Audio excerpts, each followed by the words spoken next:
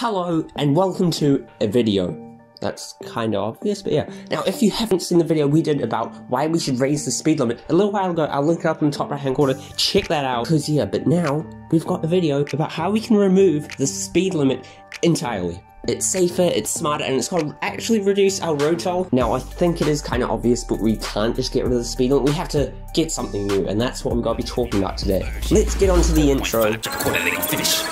Yeah, I'm on call with a hit or two. No small talk, me and Mr. News, pull up with a flicks on the ball in the back. I would just recommend watching this whole video because there's got to be a lot of points that covered throughout it, and you know, later on it's going to make more sense, okay? So watch the whole thing, and I'm not just doing that for the clout, it's just trust me, you'll see. So first of all, why isn't the speed limit suitable, okay? So they're originally created because it was dangerous to drive your horse-drawn wagon above a certain speed. It's not dangerous to drive your 21st century state-of-the-art car above 100 kilometers an hour. No, it's not. Like, a speed limit suitable for something else, just not this. So let's get on to this new system. First of all, when we're driving, it is safer when everything is in the same place. That's why when you're doing something like parking, having everything in the same place is a lot easier than, let's say, all the poles and the cars around you were moving around. That'd be challenging, wouldn't it? So let's put this into perspective. We're about to have a hand reveal, yeah. Hell yeah. And here's my hand. And we've got, to demonstrate this, two Hot Wheels cars. We've got a Fast and Furious Subaru Impreza WRX STI and a Ford Focus RS. Focus, there we are. What I was trying to say is that if you're driving along and both these cars are at the same position relative to each other, it's very easy. You can easily change lanes or do whatever you want, pull a fat drift and turn around.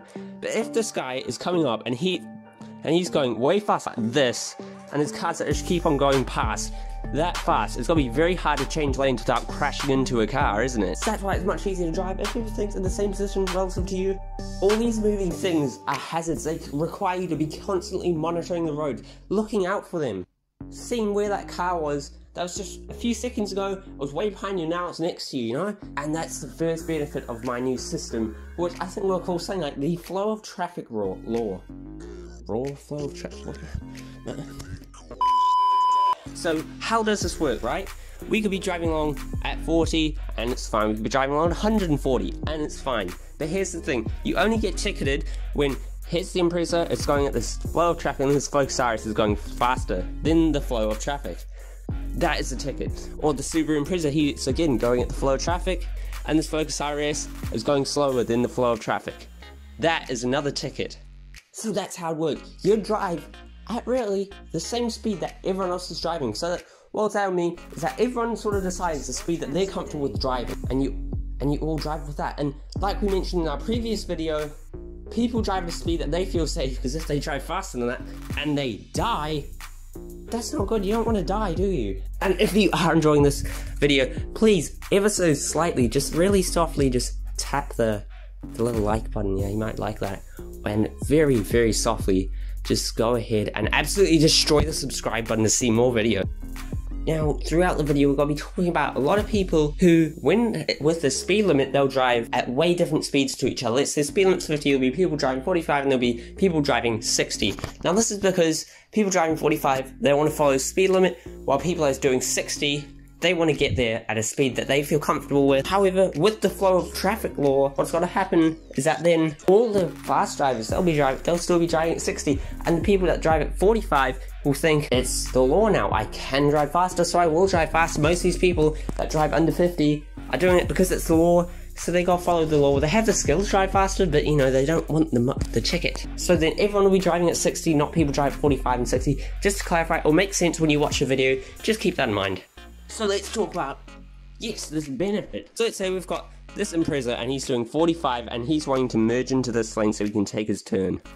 And we've got this Focus here and he's doing 60 kilometers an hour. Now this Impreza's driving along, he's doing 45, he sees that the Focus is all the way back here. He thinks, oh yeah, I've got enough room. What he doesn't realize is how much faster this Focus is going. He thinks he might be going, you know, a little bit faster, but no, he's going a lot faster. So what's going to happen then is that as he starts to turn, the Focus has covered a lot more distance than what the Impreza has. And what you have there is a big crash, and they both die. I mean, they probably won't die, but you know, A crash is a crash, it's not good, is it? You see, for the Impreza, the focus came when he wasn't expecting it. He thought it would stay back here. See, if we followed the flow of traffic rule and they're both doing, let's say, 55, that would have been easy merge. No one would have caught up with anyone and it would be so easy. That's in a lot of accidents when someone says, oh, he came out of nowhere. You know, you've heard that so many times. There we are. That is so bad. When they say this came out of nowhere, it's because he was going way faster or way slower than expected. Okay, now the next benefit. Let's say this guy's driving along and he's doing 45 kilometers an hour. The Impreza's doing 60. Now the Impreza goes and he changes radio station, something like that. So her eyes, or his eyes, are off the road for a very limited amount of time. So what happens during that time is he's doing 45 and he catches up a lot. By the time she looks up, they're quite close, aren't they? So yikes. And what happens then is this car here gets absolutely yeeted out of the atmosphere. So what's happened there? There's quite a bit of damage to the back of the Focus and the front of the Impreza, and the student in the Focus and probably in the Impreza, and a lot of pain. And now this is because a car going 15 kilometers faster than this one hit it, and they both had to match the speed. This one had to increase the speed, this one had to decrease the speed very, very fast, and that hurts. So I know with the traffic flow law, there's got to be people doing different speeds, aren't there? Because you can't get exactly on 58.19 kilometers an hour. That's impossible. You'll probably find that the biggest speed difference would be about 3 kilometers an hour. Let's see what happens then. So the Focus is driving along in, the Impreza changes the radio station. Not only will it take longer for the Impreza to catch up to the Focus because he's only going 3 kilometers an hour faster, then when they do hit, it's got to be a very, very light hit. Just like that, and he started to cry or something. Since there's only a 3 kilometer an hour difference between them, this car gets pushed forward a little bit, this car slows down a little bit. Suddenly, it's not going to hurt as much.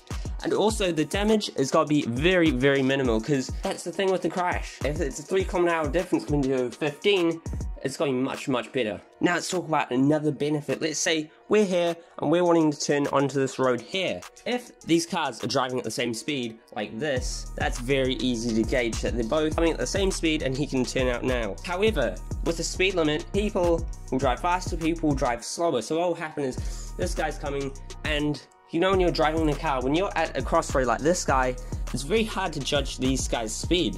So what's going to happen is this guy's going to be going quite a bit faster than that car, and he kind of looks like he's going a bit faster, he has time, and what happens there is a big yeet, and big yeets aren't fun, that happens. The next thing though is, let's say you're driving along, and he's driving faster than him, just like in a speed limit would happen.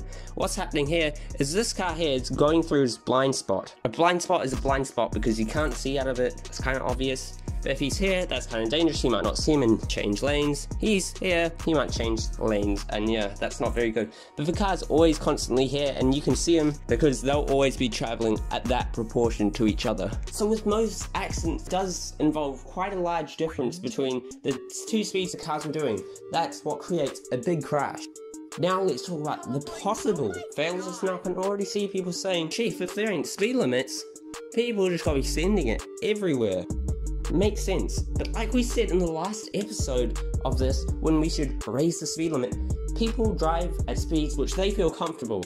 At the end of the day, they're driving a 1.5 ton killing machine, and they don't want to die, and this has been proved by research. Years ago in the US, there was a stretched road that had a speed limit of 90 kilometers an hour, and surveyors discovered that the average speed people took along this road was 109. Out of curiosity, the speed limit was raised to 105 kilometers an hour, because that's what was safe for that road. Surveyors came back 5 months after the change, and what they discovered, that the average speed along this road was still 109 kilometers an hour. 15 kilometer an hour increase, and they didn't drive faster. That's the point. We could have no speed limit. People drive at speeds that they feel safe, because otherwise they will die. And here's another thing, it reduces road rage. Now one thing when people are driving along is that they will drive at a speed which they either feel comfortable with, or they'll drive by the speed limit. So I mean, some people see this road, I can do 60 along it, I'll do 60 along it.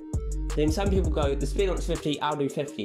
Now what happens there is, it's a one lane road, the person that wants to go faster is behind the person that wants to go slower, and he starts getting angry as hell, because this guy won't move over, but he's thinking, yo, I'm doing a speed limit, you can't overtake me. Then this guy who wants to go faster is getting angry, the guy at the front's getting angry because why does he think he can go ahead? And what happens with angry drivers? They accelerate more sharply, they brake more sharply, they corner more sharply, and when you corner more sharply, do all that more sharply, your car gets unsettled, and you have a fat crash. And you're thinking, yeah, that sounds really good, but how? There's gotta be some new brakes. Well, here's the thing. The government's got to implement this, and this will mean you'll probably be able to get to places a lot faster than you used to be, because most people drive faster than the speed limit. That's how it is. And you've got to think there'll be people abusing the speed limit. The flow of traffic law could be true, but here's the thing. It affects most people. Most people want it. So when they see this, if the government say, hey, if you guys don't treat this well, we'll take it away from you, then people gotta want to keep it, so they gotta treat it well. Because if they abuse it and they go way faster and they crash, well, they crash. Or if they go way faster, they're like, nah, fam, we can't do this, back to the speed limit you go, and you're driving to work much slower. So if you abuse the system, it ends up bad in your favor, and if you don't abuse it, it ends up good. And like I said before, if you're driving fast enough slow traffic, they get ticket and demerits. Now here's the thing, if someone drives slower than it, the punishment's actually gonna be a lot worse for them. You're getting your license taken away. Because here's the thing, if you're driving slower than the flow of traffic, all that's telling me is that you're not confident to drive faster. Why you're not confident? Because you don't have the skill set or anything like that to drive fast. You don't have the skill set to drive 50. That means you're a bad driver. Get off the road. That's a quite common misunderstood point. Slow drivers is actually pretty dangerous compared to fast drivers. Fast drivers think, hey, I can do the speed because I possess those skills. Obviously, I'm not talking about someone who does, 105 Ks in a 30 zone. Someone who does 16 or 50. That's because they're confident, that's because they got skills. People who drive 40 and 50, they don't have confidence, they don't have skills. Take their license. However, there's a problem. At night, there's gonna be no cars on the road, so there isn't really going to be a flow of traffic. While it is kind of safe because there's not really any cars to crash into, it's still pretty bad. So you'll have your drunk guys going out there and just sending it, which isn't great. So what I recommend for that is speed limit that doesn't really apply. Like let's say 70 or something. During the day you're not gonna be doing 70 on it because you don't want to die. But at night you can do 70 because there's no cars on the road to crash into. That should make sense. So yeah, we've gone over a lot of pros of it, and to be honest, not really any cons. If there are any other pros or cons, drop them in the comments below. If you did enjoy, drop a like and subscribe. Check out my Instagram, have it in the description. I post some pretty dank stuff. And yeah, see you next time.